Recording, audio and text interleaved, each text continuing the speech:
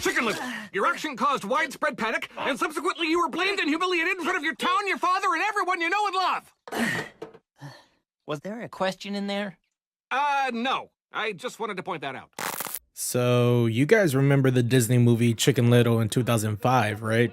You know, their first CGI animated movie without Pixar's help that was at best mediocre, bland, and forgettable, and at worst derivative, uncomfortable, humorless, mean-spirited, exasperating, unlikable, and f***ing abysmal. A story about a small chicken believing that the sky is falling and the world is coming to an end, only to be shamed and humiliated by the townspeople and getting the cold shoulder from his own careless father. And him gaining his reputation by winning the baseball game, only to recycle the same conflict of getting shamed and humiliated again, and then an alien invasion, because why the hell not?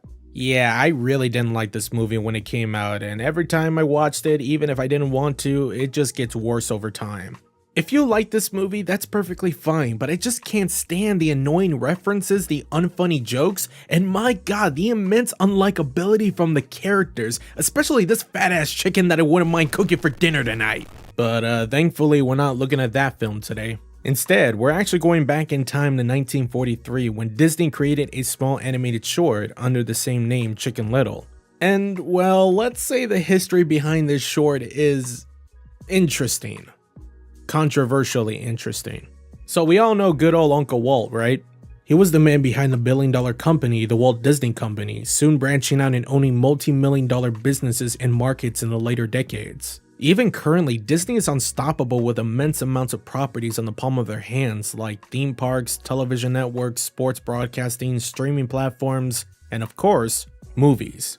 Since the 1980s, Disney has created and attained corporate businesses and divisions and still pertain themselves as a family-oriented company, while also marketing to more mature audiences. They would soon buy Pixar Animation Studios, Marvel Studios, Lucasfilms, Blue Sky Studios, and even one of their competitions, 20th Century Fox, now named 20th Century Studios. I'm not gonna do it, you're not gonna make me do it. I don't care how much they paid. You put on that nose and ears or I'll take off yours.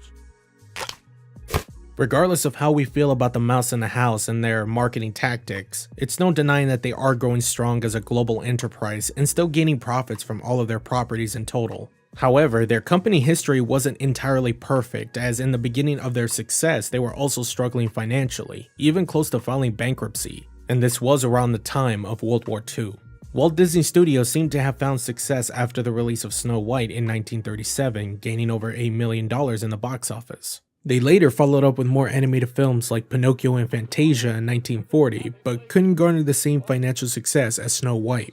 In fact, Fantasia, which is considered a classic today, was the biggest financial bomb in its initial release, only gained $325,000 at the box office with mixed reviews and low theater attendances. Walt Disney Studios was now under a lot of debt, which according to Neil Gabler in a Smithsonian article, quote, "It lost more than the modern equivalent of $15 million and nearly drove the company into bankruptcy." The company was at a point when they had to lay off a large number of their animators, which led to a labor strike in the spring of 1941 and lasted for 4 weeks until Walt agreed to join a labor union. His brother Roy Disney attempted to find any financial investment to secure production funds for the studio, but was unsuccessful. Continuing on to the winter of 1941, Disney was still struggling in the financial crisis until December 7th, 1941, when the Pearl Harbor bombings took place and the official declaration of war between Japan and the United States began. A day later, Walt Disney Studios was soon transitioned into a military occupation for over 500 US troops to provide protection to an aircraft plant, converting their parking garages into ammo depots, and fixing equipment in large sound stages. They were the first Hollywood studio at the time that was used as a location for military protection that lasted for about 8 months. However, this was also a grand opportunity for Walt, as he was approached by US services with financial compensations to produce multiple amounts of propaganda films, educational training films, animated shorts, and military insignias for the Allies. And thanks to Disney's role during the war, this brought birth to many of the propaganda animated shorts that we know today. More common examples include Commando Duck in 1944, Education for Death in 1943, Reason and Emotion in 1943, and of course the most infamous animated short, The Führer's Face in 1943, which also won an Oscar for Best Animated Short at the 15th Academy Awards. So yeah, definitely some fascinating history with Walt Disney Studios and the role in creating animated propaganda shorts during World War II. Hell, you could say that Disney would not have existed if it wasn't for the war, and animation in general would be scarce. Now you're probably wondering, why did I even bring this up to begin with? Well, believe it or not, Chicken Little was part of the lineup of Disney's propaganda films. I was shocked when I found out about this fact, and I didn't believe it myself until I had to look a little deeper.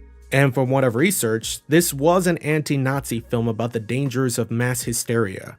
Now this just got more interesting. Now, Chicken Little was mostly based on a European folktale under a different name, Henny Penny, which the initial point of the story is a chicken who gets hit with an object from above and causes panic within the bird communities. As far as I know, the history of Chicken Little is a bit convoluted to say the least, and its country of origin is unknown. Although the first known early print of the tale was published in 1823 by Danish author and scholar Just Matthias Thiel, who was inspired by the Grimm brothers after setting a standard in producing their own collection of German folktales in 1812. And at the time, the name of the tale was translated in Danish as Chicken Cluck, which kinda sounds like a fast food joint. Ugh, now it's making me hungry. And believe it or not, the story would not be fully translated until 3 decades later. But during that time, different authors from around the world were creating their own translated publications of the tale. And regardless of what alterations each publication has, whether the characters are of different species or have different names, they are still under the same simple story. But let's say that not every version of the tale has a happy ending, which I won't say for now. However, it is quite horrifying and possibly shown and read in gruesome detail. And if you have read any of the modern versions of Chicken Little, they are nothing compared to the ones published in the 1800s.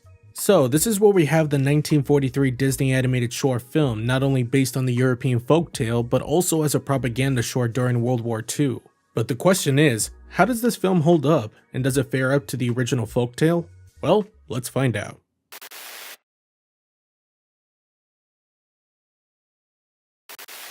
So the story begins as the narrator introduces us to a community of local poultry at the farm. The gossip sharing Henny Penny, the sophisticated Turkey Lurkey, the drunks Ducky Lucky and Goosey Poosey, the leader of the farm Cocky Lucky, the name, and the oblivious but carefree Chicken Little playing with his yo-yo. They may seem safe on the inside of the fence, but outside there is a fox named Foxy Loxy who is hungry for a nice chicken dinner. But wait a minute, what's this? Aha! It's Foxy Loxy, the poultry fancier. Looks like he's taken an interest in our little community. A culinary interest. I also want to add that all of the characters, as well as the narrator, were voiced by Frank Graham, and that's pretty impressive. I honestly thought they were voiced by different actors, but no, they were all voiced by Frank. Pretty cool, might I say. Here is Chicken Little, playboy and yo-yo champ. A little shy on brains, but a good egg as chickens go.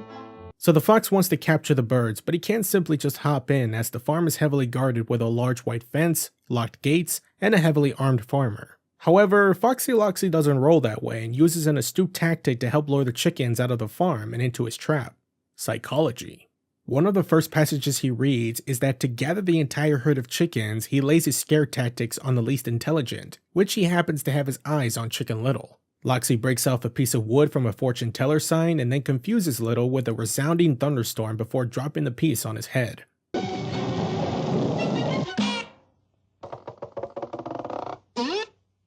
Loxy pretends to be the voice of doom and convinces Little that the sky's falling and to run for his life. Chicken Little goes out and spreads the word of the sky falling to a crowd of birds, but Cocky Locky...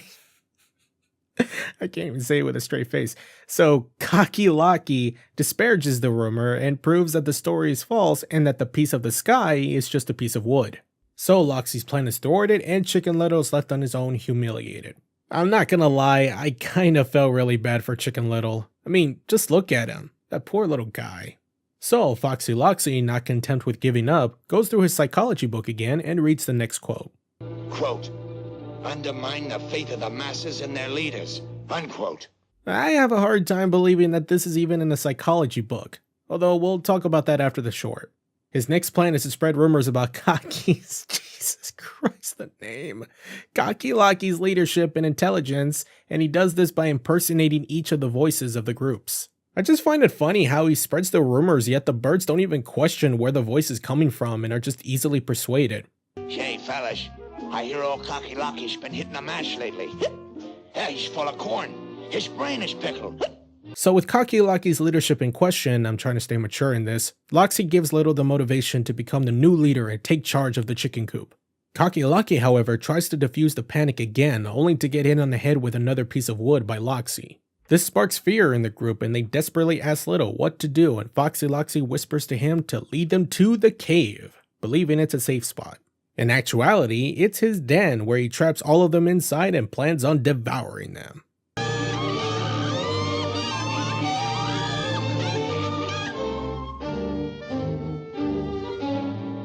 Dinner is served. The narrator assures the audience that everything will be alright in the end, until it's revealed that all of the birds, including Chicken Little, were eaten by Loxy. Hey, wait a minute. This isn't right. That's not the way it ends in my book. Oh, yeah? Don't believe everything you read, brother.